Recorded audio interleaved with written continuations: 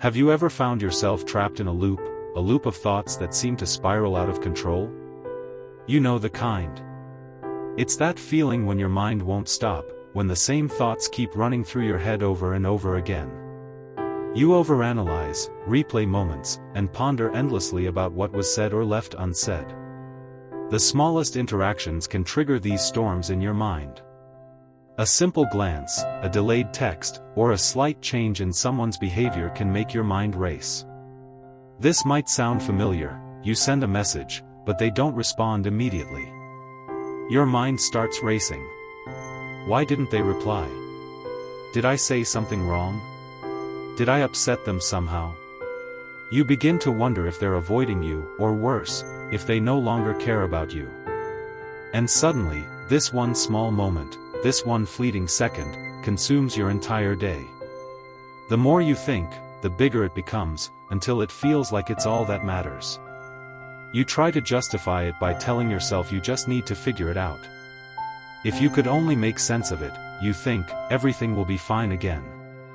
But here's the hard truth we often overlook: most of what we think, especially the overthinking, has nothing to do with reality. It's just a story your mind is telling you, a story filled with assumptions, fears, and insecurities. What if I told you that the more you try to control these thoughts, the more they control you? The more you try to hold on to these fleeting moments, the more they slip through your fingers. You might even convince yourself that you need to figure it out, that your peace depends on finding answers, but the truth is, life was never meant to be predictable. So many of our struggles come not from the situations themselves, but from our desperate need to control them. Let's consider a simple example. Think of a moment when someone said something hurtful to you. Your mind might instantly react, saying, "That was rude. How could they say that to me?" But if you stop in that moment, take a deep breath, and just observe the thought, you'll realize that you don't have to react. The words were said, but they don't need to determine your emotional state. By pausing and observing without judgment, you give yourself the power to choose how you respond. You don't need to fight the storm. You can let it pass and remain calm. This ability to observe without absorbing is not passive. It is an active choice. It is the conscious decision to not let external circumstances dictate your inner world. When you become the observer, you shift from being a victim of your emotions to being the master of them. And this is where real peace lies, within, not outside. Another important aspect of this practice is recognizing when we absorb negativity. In today's world, we are constantly bombarded with information, news, social media, opinions, and judgments. It's easy to get swept up in the flood of negativity that surrounds us. But mindfulness teaches us to choose our battles. Not every comment, not every opinion, needs a reaction. Not every argument needs to be fought. Not every negative situation needs to drain your energy. You can choose to protect your peace by setting boundaries. You can choose to let go of the negativity that others bring into your life. Just because someone else is angry or upset doesn't mean you have to be. You don't have to absorb their emotions. And you don't have to let them dictate how you feel. You can be compassionate, understanding, and present without taking on someone else's emotional weight. The practice of mindfulness is about finding balance. It's about learning to stay grounded in the midst of chaos.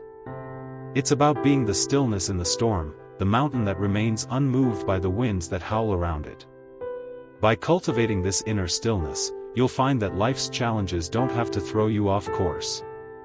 You can navigate through them with grace and ease. Imagine, for a moment, how different life would be if you stopped absorbing every stressful thought, every hurtful word, and every fearful moment. Imagine how free you would feel if you could simply observe life without reacting. You'd be more resilient, more peaceful, and more at ease with the ebb and flow of life. When you stop absorbing everything, you stop being a victim of your circumstances. You start to rise above them.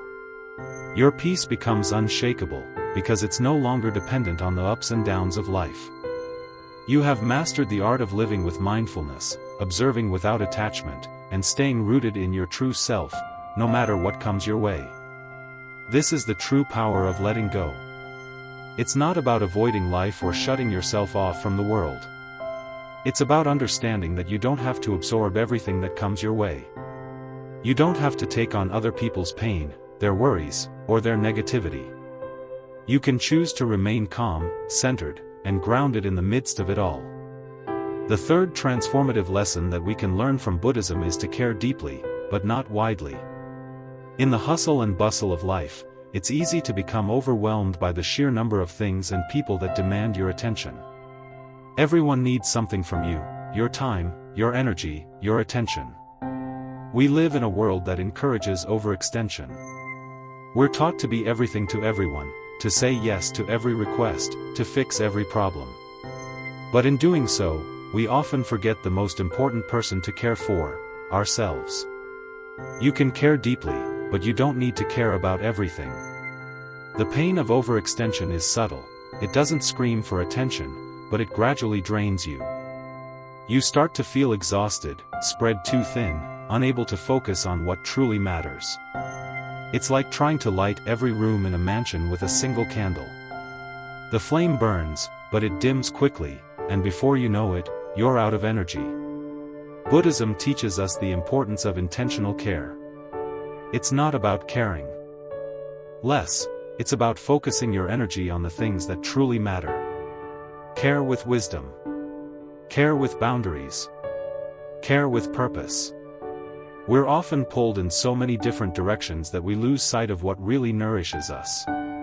We try to be there for everyone, to support every cause, to solve every problem. But the truth is, we can't do it all. And when we try, we end up exhausted and unfulfilled. Imagine for a moment that you are standing at the edge of a vast ocean. The waves are crashing all around you, each one vying for your attention.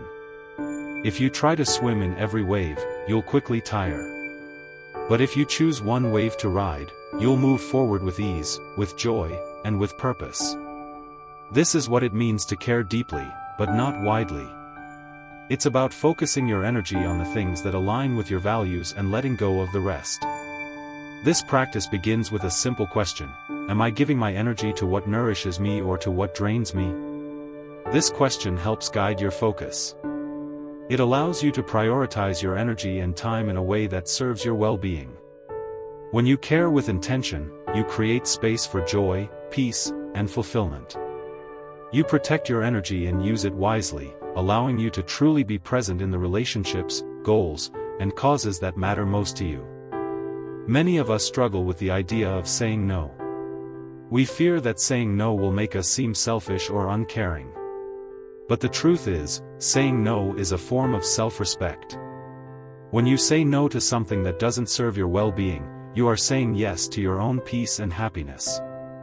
In Buddhism, compassion is not about overextending yourself, it's about being present, being kind, and being intentional with where you direct your energy.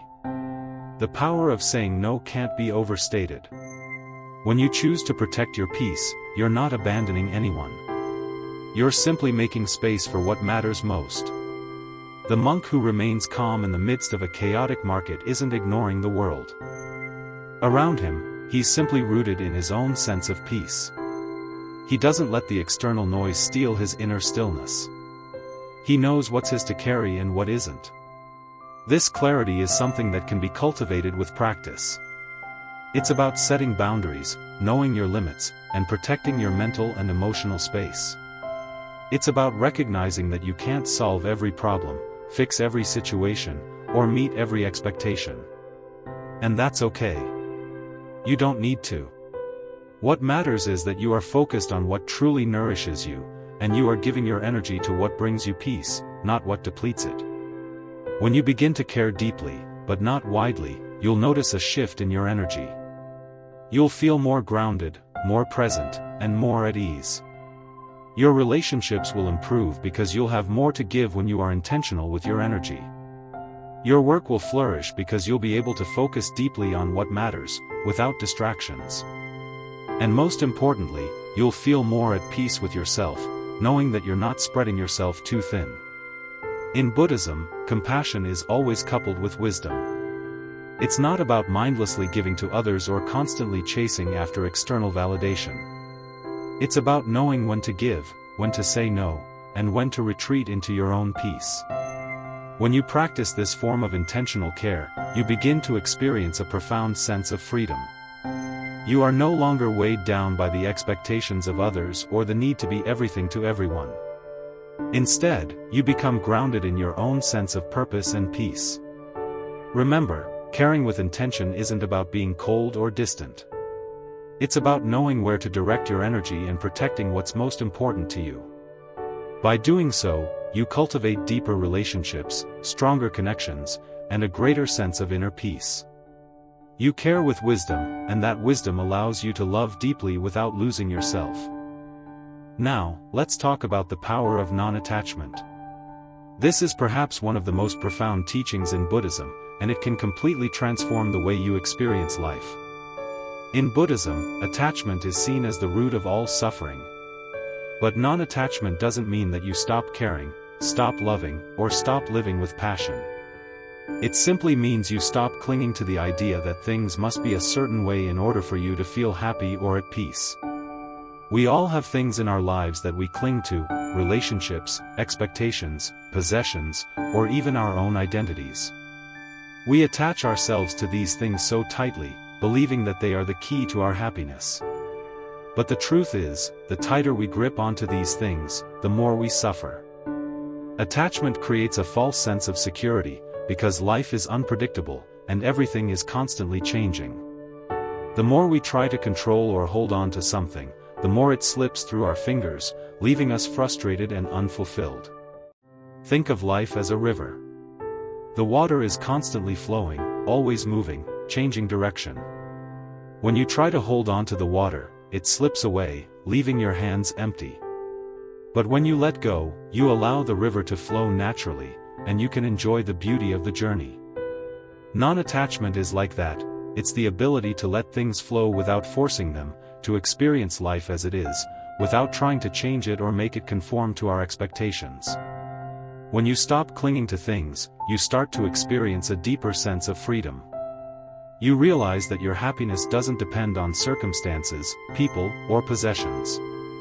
True happiness comes from within, from your ability to accept life as it is, without needing it to be different. Non-attachment allows you to be fully present in the moment, without the burden of past regrets or future anxieties. This doesn't mean you stop caring or loving deeply. In fact, non-attachment can actually make your love more pure, more genuine. When you love without attachment, you don't need the other person to be a certain way, and you don't expect anything in return. You love freely, without fear, without trying to control the relationship. This kind of love is liberating because it doesn't come with strings attached. It allows both you and the other person to be free, while still sharing a deep, meaningful connection. Non-attachment also helps you navigate difficult situations with more grace and ease. Life is filled with uncertainty, and we often face situations that are beyond our control. Whether it's a relationship that ends, a job that doesn't work out, or a dream that doesn't come true, non-attachment allows you to accept the outcome without resisting it. You don't get stuck in the pain of what could have been or the fear of what's to come. Instead, you accept what is, knowing that everything is temporary and that life is constantly unfolding. By practicing non-attachment, you free yourself from the endless cycle of wanting, seeking, and clinging. You begin to trust the flow of life, knowing that everything is happening for a reason, even if you can't see it right away. This sense of trust allows you to relax, to be at peace, and to move through life with a sense of ease, rather than constant struggle. Non-attachment is not about indifference, it's about balance. It's about caring deeply, but without becoming entangled in the need for things to go a certain way. It's about living fully, without the burden of expectations or the fear of loss. When you practice non-attachment, you become like the sky, vast, open, and unshaken by the storms that pass through it. You allow life to unfold as it will, without trying to control it or force it into your vision of how it should be. Non-attachment also helps you understand that nothing in life is permanent. People come and go. Situations change, and even our own feelings evolve. When you accept impermanence, you stop holding on to things as if they'll last forever. You learn to appreciate what you have in the moment, knowing that it's fleeting. This appreciation brings a sense of peace, because you're no longer living in fear of loss. You enjoy life as it is, without clinging to it. In Buddhism, attachment is often compared to a burning flame. The more you cling to something, the hotter the flame burns, and the more it hurts you. But when you let go, the flame dies out, and you're left with peace and clarity. Non-attachment is the key to this peace. It's the practice of releasing what no longer serves you, of letting go of the things that weigh you down, and of finding freedom in the present moment. By practicing non-attachment, you begin to experience life in a new way. You stop fighting against reality and start embracing it. You stop living in the past or the future and begin to live fully in the present. Non-attachment allows you to find balance in a chaotic world, to navigate life's challenges with grace, and to experience true peace, no matter what comes your way. In summary, non-attachment doesn't mean you stop caring or loving. It simply means you stop trying to control the uncontrollable. You stop clinging to outcomes, people, and situations, and instead, you learn to flow with life. You embrace each moment as it comes, without the fear of losing or the anxiety of holding on. Non-attachment brings freedom, peace, and the ability to truly experience life without the burden of expectations. Now that we've explored the power of non-attachment, let's dive deeper into the practice of mindfulness. Mindfulness is at the core of Buddhist teachings, and it's one of the most effective tools for finding peace in our everyday lives. But what exactly is mindfulness?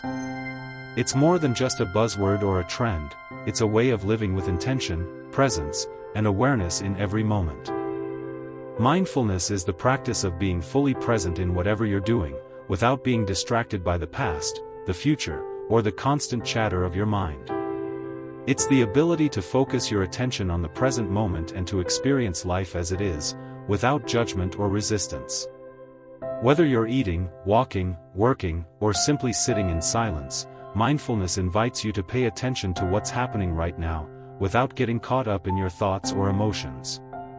One of the reasons mindfulness is so powerful is that it helps break the cycle of overthinking. When we're mindful, we stop obsessing over past mistakes or future worries. We stop replaying conversations in our heads or imagining worst-case scenarios. Instead, we become fully engaged in the present moment, experiencing life as it is, without adding layers of mental drama. This doesn't mean that we stop having thoughts, it means we learn to observe them without getting caught up in them. Mindfulness can be practiced anywhere and at any time. You don't need to be sitting in a meditation posture to be mindful. The key is to bring your full awareness to whatever you're doing in that moment.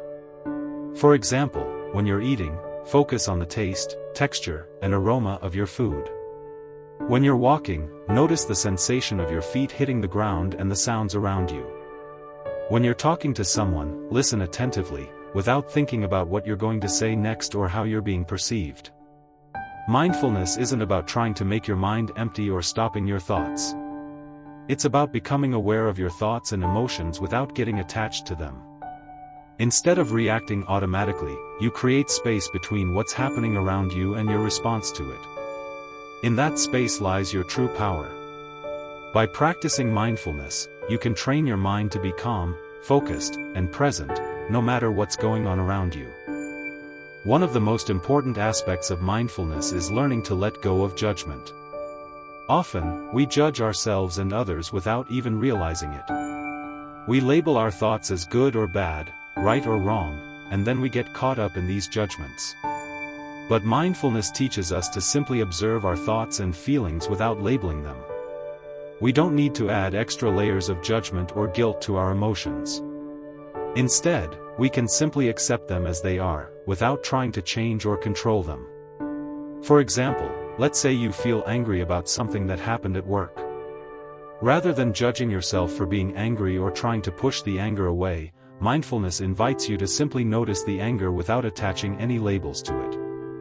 You can acknowledge that the anger is there, but you don't have to act on it or let it consume you. You can simply observe it, allow it to be, and then let it go. This is the power of mindfulness. It gives you the ability to detach from your emotions and to experience them without being controlled by them. Mindfulness also helps you cultivate gratitude. When you're fully present in the moment, you begin to notice the small blessings in your life that you might otherwise overlook.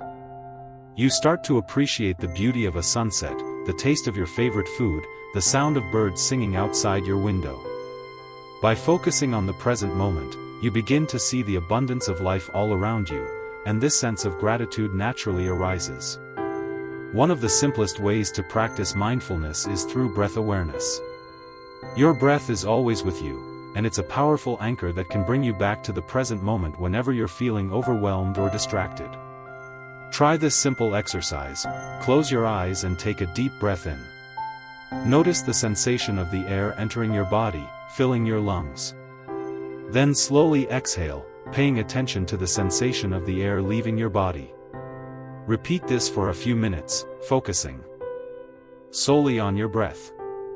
If your mind starts to wander, gently bring your attention back to the sensation of breathing. With regular practice, you'll find that your mind becomes calmer, more focused, and more centered. Another way to practice mindfulness is through body scans. This involves paying close attention to the sensations in each part of your body, one area at a time. Start at the top of your head and work your way down to your toes, noticing any tension, discomfort, or relaxation in each area. This practice helps you become more aware of how your body feels and can also help release physical tension and stress. Mindfulness isn't just about sitting still and focusing on your breath, it's a way of living. It's about being present in everything you do, whether it's washing the dishes, driving to work, or having a conversation with a friend. When you approach life with mindfulness, you start to see the beauty and richness in every moment. You stop rushing through life, always thinking about what's next, and instead, you begin to savor the present. You experience life more fully, more deeply, and with more appreciation. One of the greatest benefits of mindfulness is its ability to reduce stress and anxiety. When you're mindful, you stop worrying about the future or ruminating on the past. You stop reacting to every stressor with anxiety or frustration. Instead, you respond to life with calmness, clarity, and presence. This doesn't mean that stress or challenges won't arise, it simply means that you have the tools to handle them with a clear mind and a peaceful heart. By practicing mindfulness, you also develop greater self-awareness. You begin to notice your patterns of thought and behavior, and you gain insight into what triggers your stress, anger, or anxiety. With this awareness, you can make more conscious choices about how you respond to difficult situations. You can choose to respond with patience, understanding, and compassion, rather than reacting impulsively or defensively. Mindfulness also helps you cultivate compassion toward yourself and others. When you're fully present in the moment, you begin to see others for who they truly are, without the filter of judgment or expectation. You become more empathetic, more understanding, and more connected to the people around you. This sense of compassion extends to yourself as well. When you practice mindfulness, you become more aware of your own needs, emotions, and limitations, and you learn to treat yourself with kindness and care. In addition to mindfulness, another key aspect of Buddhist teachings that can transform our mindset is practicing self-compassion. Self-compassion is the act of treating yourself with the same kindness and understanding that you would offer to a dear friend in times of hardship. In a world that often emphasizes achievement, perfection, and self-criticism, learning to be compassionate with ourselves is one of the most important steps toward mental freedom. Many of us are our own harshest critics. We are quick to blame ourselves when things go wrong, to judge ourselves for mistakes, and to believe that we're not good enough. But Buddha teaches us that self-compassion is an essential part of the path to peace. It's about accepting our imperfections and embracing ourselves, flaws and all. By practicing self-compassion, we begin to break free from the cycle of self-judgment, guilt, and shame, and we open ourselves to greater inner peace and joy.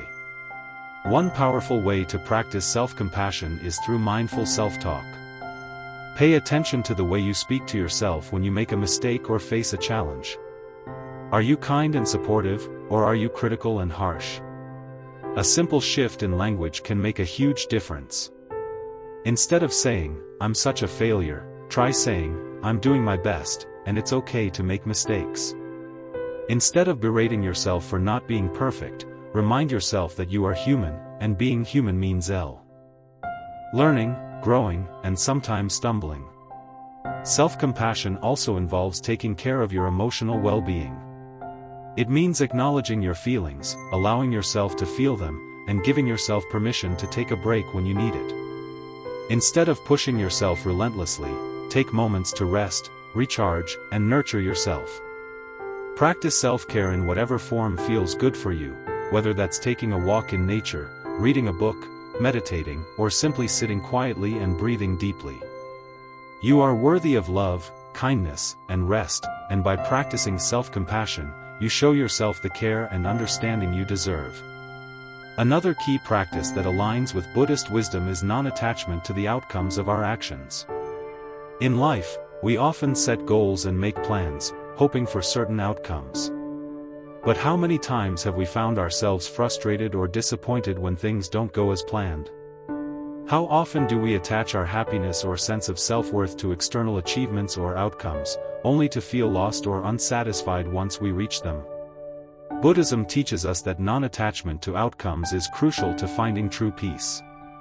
This doesn't mean we should stop setting goals or striving for success, it simply means we should let go of the need to control the results.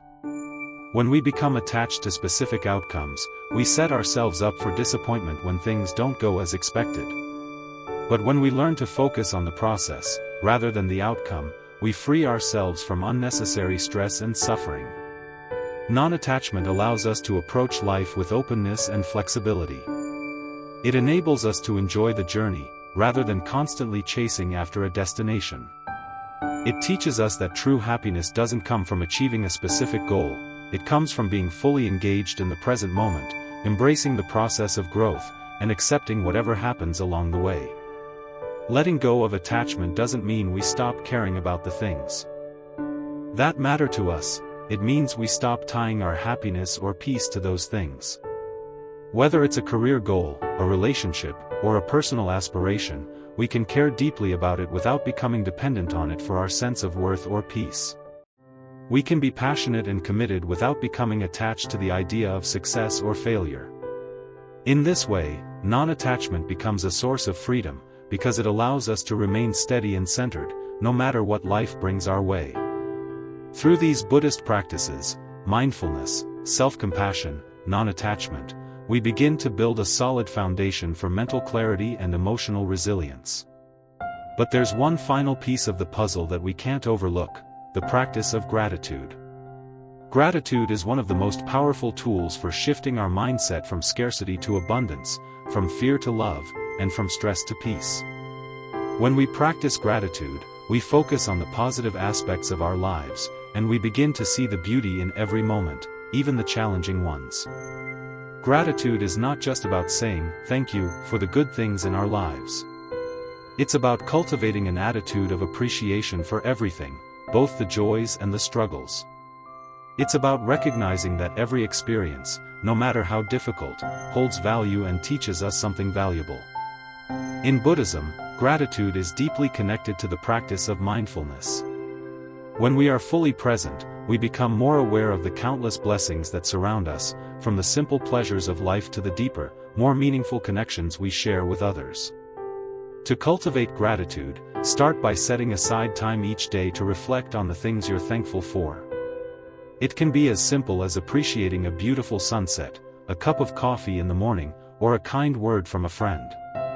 When you start focusing on the positives in your life, you begin to shift your mindset from lack to abundance, from fear to joy.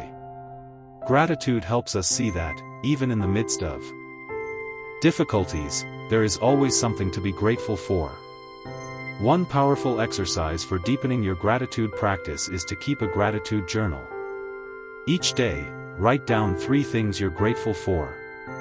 They can be big or small. What matters is the act of noticing and appreciating the good in your life. Over time, you'll notice a shift in your mindset. You'll begin to focus more on what's working in your life, rather than what's going wrong.